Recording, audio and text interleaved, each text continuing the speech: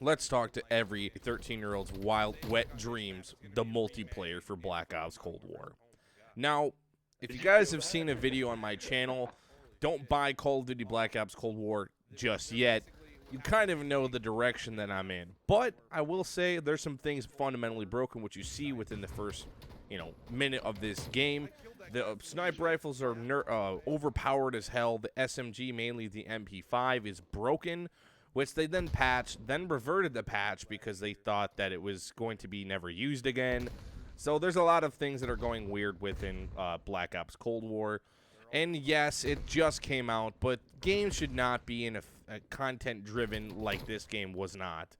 Modern Warfare didn't have as much content as this game, but in terms of multiplayer, this game kind of feels lackluster. There's not very many maps, 8 maps. Technically, I guess you could consider 10 total maps, including the ground war maps that aren't even completely as big as Modern Warfare's ground war map, which was basically portions of the special ops mode, which was this giant map, which we now know as Verdansk within Warzone. So this is the problem that I have. Black Ops Cold War's multiplayer is that the score streaks have been reworked and are actually getting patched and buffed and nerfed, which is something that Modern Warfare did not have to do. And the score streak system within multiplayer is one of the things that I have the biggest issue and biggest gripe within Call of Duty, which is that when you die, your score streaks don't reset. If you're on a streak, to get a UAV, it would take about 5 to 6 kills to get a UAV, which is pretty normal.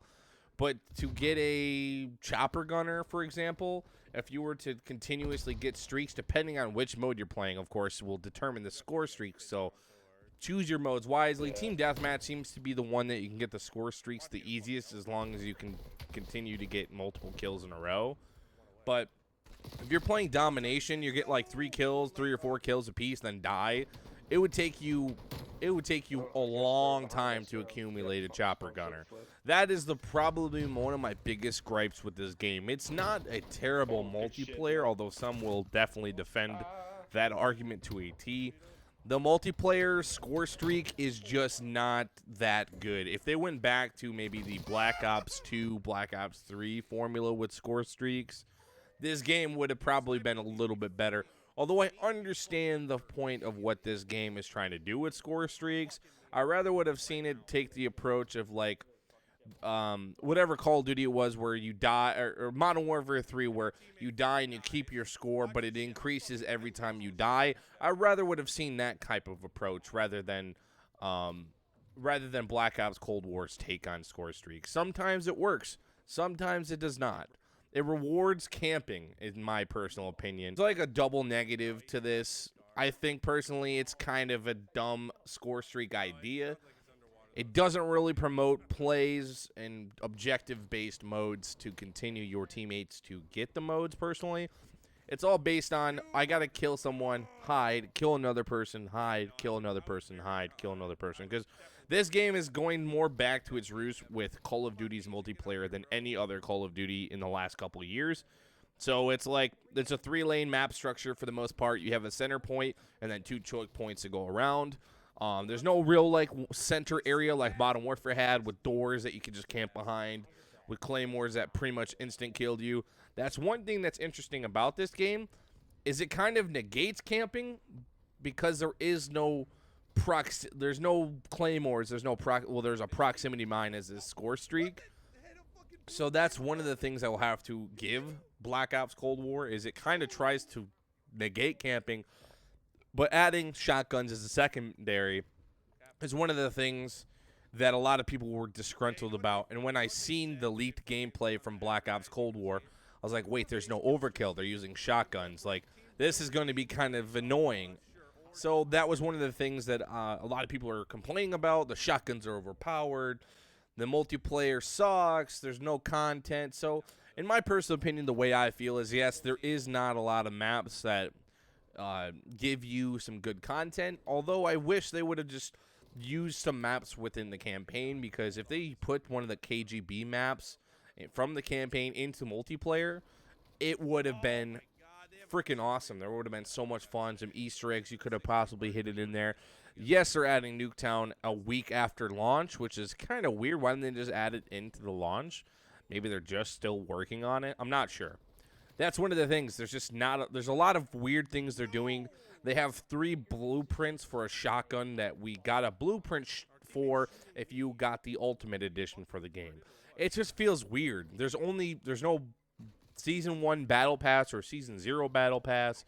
There will be a Season 1 Battle Pass that comes out December 10th, a month after the game comes out. Why they did that, I'm not exactly sure. Trying to get something between Warzone and multiplayer, it's just weird.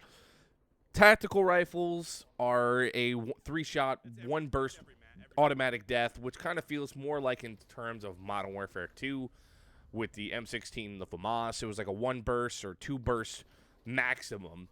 And honestly, that's the way tactical rifles should feel, but it feels weird in this game, as sometimes a lot of people, depending on the gun, can survive multiple bullets and slide right away and live. And that's probably one of the things that is kind of the most annoying. And then you can just burst and have no recoil from an M16. It's just weird that they put the game in kind of like this 8 maps, and some of the maps are stupid. Miami is one of the maps that absolutely I feel like no one likes. Cartel is another map that a lot of people don't like, but I actually kind of like. Kind of weird. It's like a 50-50 chance that I'm actually going to like the map or not, depending on the outcome. And, of course, everyone hates skill-based matchmaking. I honestly have not really felt skill-based matchmaking sometimes. When you get it, it just feels like the world's against you. I don't know. I think they should just remove skill-based matchmaking, put in a CDL playlist if people are trying to find matches that are fair. Some people work like 9 to 5 jobs, get home and just play the game casually for a couple hours after they get home. And I feel like skill-based matchmaking kind of puts that at a disadvantage, because not only does it take kill-death ratio, it takes like movement and what guns you're using. So like I feel like they just kind of buffed skill-based to the point where casual players don't really find it fun to play a Call of Duty. Like, say if someone hasn't played a Call of Duty in a couple years, then the multiplayer just kind of feels like it's fighting against you most of the time. And I don't really feel it, but multiplayer seems like it's kind of taking a step back this year in terms of mechanics, graphics, or something that people do not like. I don't see how this is the next generation Call of Duty between PS5 and Xbox Series X. I think this game looks marginally not as good as Modern Warfare. Oh shit. But that's because I feel like a lot of this has to do with Sledgehammer not being able to push out their game. That's probably where I can push a lot of the blame on. But at the same time, they've used to the year-on, year-off kind of thing. So that's one of the things I do have to say. And also, these games are more live action than ever, or live service than ever. So not only do they have to push out the game, they have to keep supporting it, patching it, pushing out free content now for a whole year before they can really start working on their next game. So I kind of guess I put a blame on that a little bit, but I kind of don't see where Black Ops fell fundamentally graphically.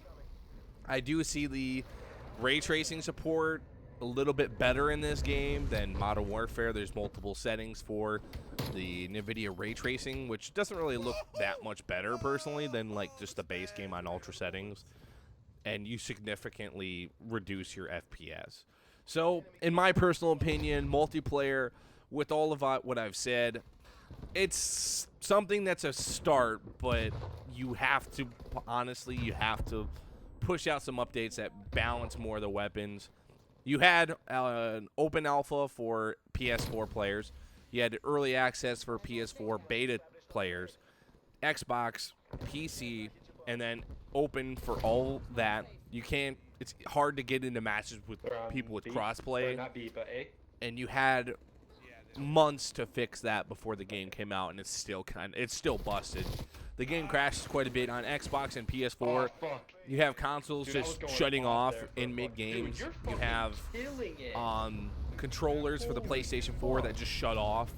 So there's another problem with that too. And constant crashes on multiplayer and zombies. People have said there's some campaign issues. I've never had any of these issues, so that's one thing I can say.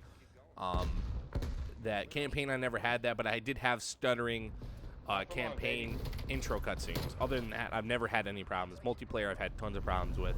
Zombies is the most I've had problems with whatsoever. So, with all that given said, yeah, 6.5 out of 7 would be what I give the multiplayer. It needs some work. It's been a pretty rough spot, but it has potential to be a pretty decent multiplayer experience. I don't think it's personally going to be better than, like, say, like Black Ops 2 or any of those games. Like, people are like, oh, this is going to be better than Black Ops 2. It's nothing like that in terms of multiplayer. It has the potential to possibly get there, but probably, like, last-minute update.